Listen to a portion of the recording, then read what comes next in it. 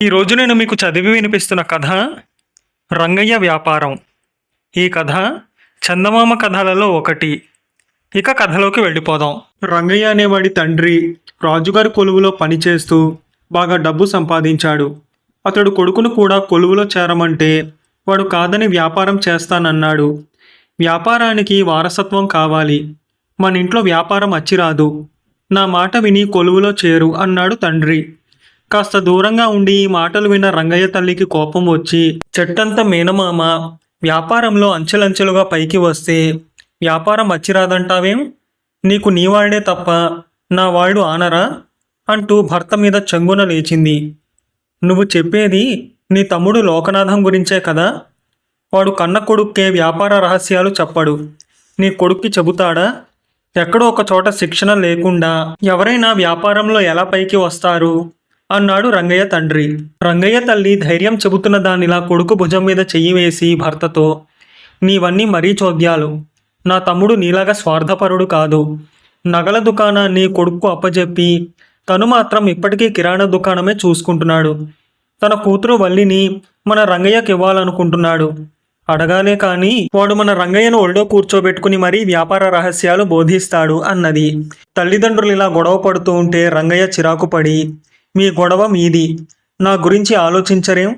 నాకు సొంత తెలివి ఉంది, ఒకరి సలహా అక్కర్లేదు. వ్యాపారంలో నా అంతటా నేనే రాణించగలను, అర్థమైందా అన్నాడు. అయితే మహచక్కగా రాణించు, నేను మాత్రం పెట్టుబడికి ఒక్క పైసా కూడా ఇవ్వను అన్నాడు రంగయ్య తండ్రి. నేనిస్తాను అన్నది రంగయ్య తల్లి పట్టుదలగా. నా వ్యాపారానికి తెలివే పెట్టుబడి, మీ ఇద్దరి డబ్బు నాకు అక్కర్లేదు.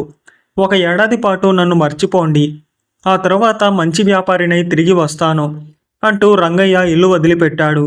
దారిలో వాడికి ఒక సాధువు ఎదురయ్యాడు. రంగయ్య సాధువుకు నమస్కరించి తను బయలుదేరిన పని చెప్పి దీవించమన్నాడు. సాధువు పైసలు అడిగితే ఆశ్చర్యపడి, సర్వసంగ పరిత్యాగివి, నీకు డబ్బెందుకు అని అడిగాడు. డబ్బు కోసమే కదా ఈ వేషం, నాకు చదువు రాదు, ఏ పని చేత కాదు, కాలు చెయ్యి సక్రమంగా ఉన్నాయి, ఈ వేషం వల్ల తప్ప డబ్బు రాదు, పొట్ట గడవదు అన్నాడు సాధువు. అంటే ఈ వేషం కూడా ఒక వ్యాపారమే అన్నమాట అన్నాడు రంగయ్య అనుమానంగా. పేర్లలో తేడా తప్ప లోకంలో వ్యాపారం కానిదంటూ ఏదీ లేదు అని సాధువు ఒక క్షణం ఆగి, అయితే ఒక పని చేద్దాం, నేనిప్పుడు చేస్తున్న వ్యాపారంలో నిన్ను కూడా భాగస్థుడిగా చేర్చుకుని బాగా వృద్ధి చేయదలిచాను, లాభాలను చెరిసగం పంచుకుందాం అన్నాడు. ఇందుకు రంగయ్య ఇష్టంగానే సరేనన్నట్టు తలాడించాడు. ఆ మరనాడే 10 మంది నడిచే దారి పక్కన ఒక గుడారం లేచింది.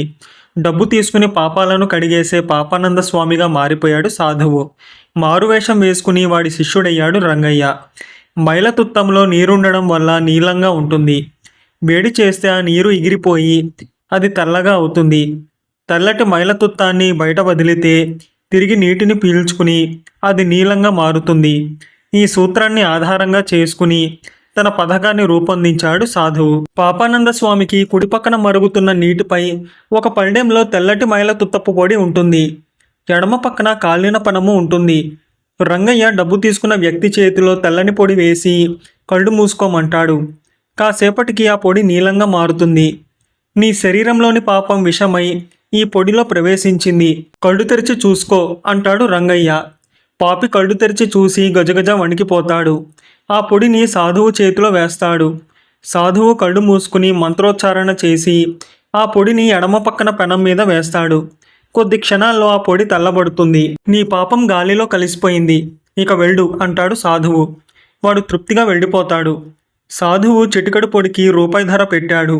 ఒకసారి వచ్చిన వాడిని తిరిగి మళ్ళీ వచ్చేలా చేసేందుకు సాధువు ఇలా చెబుతుండేవాడు.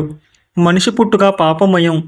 ఊపిరి పీల్చడంలో వదలడంలో కూడా కంటికి కనిపించని సూక్ష్మజీవాలను మనకు తెలియకుండా చంపుతుంటాం. మనం వేసే ప్రతి అడుగు మన చేత పాపాలను చేయిస్తుంది. అందువల్ల పాపాలు లేకుండా బ్రతకలేం. అట్లని పాపాలను పూర్తిగా కడిగేసుకోనూ లేం. మీ శక్తిని బట్టి మీలోని పాపాలను ఎంతో కొంత కడిగేసుకోవాలని నేను ఇక్కడికి వచ్చాను. ఆ విధంగా మీకు పూర్తిగా కాకపోయినా ఎంతో కొంత ఉపశమనం కలుగుతుంది. ఇందువల్ల మళ్ళీ మళ్ళీ వచ్చిన ఆ పొడి ఇంకా ఇంకా నీలంగా మారుతూనే ఉన్నదేమన్న శంక పాపులకు కలిగేది కాదు. వచ్చిన పాపుల్లో కొందరు ఒక్క చిటికెడు పొడినే తీసుకునేవారు, కొందరు ఇంకా ఎక్కువ తీసుకునేవారు. కొందరు ఒక్కసారే వస్తే కొందరు ప్రతిరోజు వచ్చేవారు. అన్ని రోజులు గుడారం వద్ద ఎంతో సందడిగా ఉండేది. ఇలా కొన్నాళ్లు జరిగాక ఒక రోజున రంగయ్య సాధువుతో, ఇప్పటికే చాలా సంపాదించాం, ఇక నువ్వు పాపానంద స్వామి అవతారం చాలించడం మంచిది అన్నాడు. సాధువు ఇందుకు ఒప్పుకోక ఇంకా సంపాదించాలన్నాడు. అయితే రంగయ్య సాధువుతో, అత్యాశకు పోతే ఉన్నదానికే మోసం వస్తుంది. ప్రపంచంలో మనం ఒక్కరిమే తెలివైన వాళ్ళం కాదు, ఇంకా చాలామంది ఉంటారు. మన వంటి వాళ్ళు అద్భుతాలు ప్రారంభించగానే వాళ్లకు అనుమానం వస్తుంది. అయితే వేలం వెర్రి జనాలు వాళ్ళ మాటలు వినరు ఆరంభంలో. ఆ వెర్రి తగ్గాక తెలివైన వాళ్ళు రంగంలో దిగి మన బండారం బయట పెడతారు. వ్యవహారాన్ని అంతవరకు రానివ్వకు అని హెచ్చరించాడు. దీనికి సాధువు కోపం తెచ్చుకుని, నిన్ను ముందు భాగస్థుడిగా చేర్చుకుని తర్వాత నా అంతవాణ్ణి చేసి నేను మరొక చోటుకు తరలిపోదామనుకుంటూ ఉంటే ఇదా నువ్వు నాకు ఇచ్చే సలహా అని సంపాదించిన డబ్బును లెక్కించాడు. మొత్తం 1,00,000 రూపాయలని తేలింది. సాధువు వాడికి 50,000 రూపాయలు ఇవ్వబోయాడు. కానీ వాడు ఆ మొత్తం తీసుకోక, నీ పాపభారంలో సగం నా నెత్తికెత్తబోతున్నావు, వద్దు, ఒక్క 5,000 ఇవ్వు చాలు, కాస్త తేలిగ్గా ఉంటుంది అన్నాడు. తర్వాత రంగయ్య సాధువు ఇచ్చిన డబ్బు తీసుకుని వేషాన్ని కాస్త మార్చుకుని మేనమామ లోకనాథం ఉండే త్రినాథపురం వెళ్ళాడు. ఆ సమయంలో లోకనాథం కిరాణా దుకాణంలో ఉన్నాడు. మారువేషంలో ఉన్న తనను మేనమామ గుర్తుపడతాడో పట్టడో అని రంగయ్య దుకాణానికి వెళ్ళి, నాకు ఎండు ఖర్జూరాలు కావాలి, ధర ఎంతైనా పర్వాలేదు అన్నాడు. లోకనాథం వాడిని గుర్తుపట్టక, ఇంకా మీకు ఏమన్నా కావాలా బాబు అని అడిగాడు. చాలా పెద్ద జాబితాయే ఉంది, ఎండు ఖర్జూరాలు ఉన్నది లేనిది చెప్పు అన్నాడు రంగయ్య. వెంటనే లోకనాథం, ఒరే వెంక అని పిలిచాడు. లోపలి నుంచి 15 ఏళ్ల కుర్రవాడు వచ్చాడు.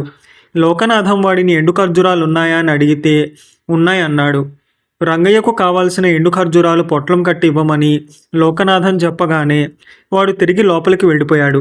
అప్పుడు లోకనాథం గోపి అని పిలవగానే ఇంకొక కుర్రవాడు వచ్చాడు.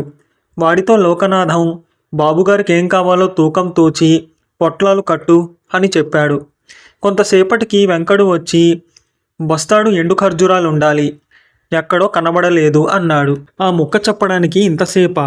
బాబుగారు అలా నిలబడి ఉండిపోయారు కదా అని లోకనాథం విసుక్కుని రంగయ్యతో, మా దుకాణంలో లేని సరుకు మీకు మరెక్కడా దొరకదు, కాబట్టి మీ సమయం వృధా అయిందనుకోనక్కర్లేదు అన్నాడు. కానీ ఈ మాట కాస్త ముందే తెలిస్తే బాగుండేది. ముందు ఉన్నాయన్నాడు, తర్వాత లేవన్నాడు. వెతకడానికి ఇంతసేపా అన్నాడు రంగయ్య చిరాగ్గా. ఏం చేసేది బాబు, ఆ వెంకడికి అమ్మా నాన్న లేరు, పొట్ట గడిచేందుకు వేరే దారి లేదు, అడుక్కునేందుకు పౌరుషం, కష్టపడి పని చేసుకుని బ్రతుకుతానంటాడు. వాడికి పనెవరిస్తారు? వ్యాపారస్తుడికి కాస్త జాలి ఉండాలి బాబు, అందుకే వాడిని పనిలో పెట్టుకున్నాను. తప్పు నాది కాబట్టి వాడి వల్ల ఇబ్బంది కలిగితే మీబోటివారు అనే మాటలు నేను భరించాలి అన్నాడు లోకనాథం. రంగయ్య మహా గొప్ప వ్యాపారివే అని మనసులో అనుకుని, ఈ వెంకడికి ఊళ్ళో లోకనాథం అనే వ్యాపారి అయినా తెలుసా? తెలిస్తే జాగ్రత్తగా ఈ పొట్లాలు ఆయన ఇంటికి చేర్పించాలి, ఆయన నా మేనమామ అని వెనక్కు తిరిగి అక్కడి నుంచి కదిలాడు. లోకనాథం ఉలిక్కిపడి దుకాణంలోంచి బయటకు వచ్చి, ఓరి రంగడివట్రా, గుర్తుపట్టలేకపోయాను, పద ఇంటికి పోదాం అన్నాడు. రంగయ్య ఆశ్చర్యంగా, దుకాణాన్ని ఇలా వదిలేసి వచ్చేస్తావా? అసలే ఆ వెంకడు తెలివి తక్కువవాడు అన్నాడు. లోకనాథన్ నవ్వి, అదంతా ఇతరుల కోసంలే, ఆ వెంకడు మహాచురుకైన వాడు, నమ్మకస్తుడు, వాడి మూలంగానే ఈ ముసలితనంలో కిరాణా దుకాణం నడపగలుగుతున్నాను అన్నాడు. అయితే మరి ఎండు ఖర్జూరాల విషయంలో అలా చేశాడేం అని అడిగాడు రంగయ్య అర్థంగాక. ఎండు ఖర్జూరాల కోసం వచ్చిన బేరాన్ని పోగొట్టుకోలేం కదా, నీకింకా చాలా సరుకులు కావాలి. వాటిని గోపి చేత పొట్లాలు కట్టిస్తూ ఉంటే వీడు చకచక ఎండు ఖర్జూరాల కోసం 4 దుకాణాలు తిరిగి వచ్చాడు. ఎక్కడా లేవు. జరిగిన ఆలస్యానికి నింద వాడి మీద పడింది అన్నాడు లోకనాథం. రంగయ్య కొంతసేపు ఆలోచిస్తూ ఉండి, అంటే వ్యాపారము మోసమే, అయినా వచ్చేది తక్కువ. నేను మరొకడితో కలిసి మోసం చేసి 2 నెలల్లో సంపాదించింది వ్యాపారంలో సంపాదించాలంటే ఏడాది పైన పడుతుంది అని తన కథంతా మేనమామకు చెప్పాడు. లోకనాథం పెద్దగా నవ్వి, సరుకుల్లో కల్తీ చేస్తే అది మోసం, కొనేవాళ్ల అసహాయత కనిపెట్టి ధరలు అదే పనిగా పెంచితే అది మోసం, నేను ఎలాంటి వ్యాపారం చేయడం లేదు. నా తెలివితో వచ్చిన వాళ్లను ఆకట్టుకుంటున్నాను అన్నాడు. రంగయ్య ఒక్క క్షణం ఆలోచించి, ఇప్పుడు నా తెలివిని వ్యాపారానికి ఉపయోగించాలో మోసానికి ఉపయోగించాలో తెలియడం లేదు. అదీగాక సొంత తెలివితో రాణిస్తానని ప్రగల్భాలు పలికి ఇల్లు విడిచి వచ్చాను. ఇప్పుడు నీ సలహా తీసుకోవాలో కూడదో కూడా తెలియడం లేదు అన్నాడు. లోకనాథం మేనల్లుడి భుజం తట్టి, మోసం చేసి డబ్బు సంపాదించడంలో నిజమైన తృప్తి ఉండదు. నీ తెలివిని వ్యాపారానికే ఉపయోగించు. సామాన్యులకు సేవ చెయ్యాలనే అధిక లాభాలను ఆర్జించి పెట్టే నగల వ్యాపారాన్ని కొడుక్కిచ్చి నేను కిరాణా దుకాణం నడుపుతున్నాను. ఇక నా సలహా సంగతి అంటావా? నువ్వు నన్నేం సలహా అడగలేదు. అడగకుండా నేను నీకు సలహా ఇచ్చాను కాబట్టి నువ్వు నా నుంచి ఇంకా వ్యాపార రహస్యాలు తెలుసుకుని రాణించవచ్చు అన్నాడు. ఆ విధంగా రంగయ్య వ్యాపారంలో ప్రయోజకుడై ఏడాది గడిచాక తల్లిదండ్రుల వద్దకు వెళ్ళి జరిగిందంతా చెప్పి వారిని సంతోషపెట్టాడు. తర్వాత వల్లిని పెళ్లి చేసుకుని మేనమామను సంతోషపెట్టి తను సుఖంగా జీవించాడు. ఈ కథ ఇంతటితో సమాప్తం. మీ కనుక ఈ కథ నచ్చితే లైక్ చేయండి. మీకు తెలిసిన వారికి షేర్ చేయండి. మీ విలువైన అభిప్రాయాన్ని తప్పకుండా కామెంట్ చేయండి. నా ఛానల్ని సబ్స్క్రైబ్ చేసుకోండి. పక్కనున్న బెల్ బటన్ని యాక్టివేట్ చేసుకోండి. నేను పెట్టే కొత్త వీడియోస్ మీకు నోటిఫికేషన్ రూపంలో వస్తాయి.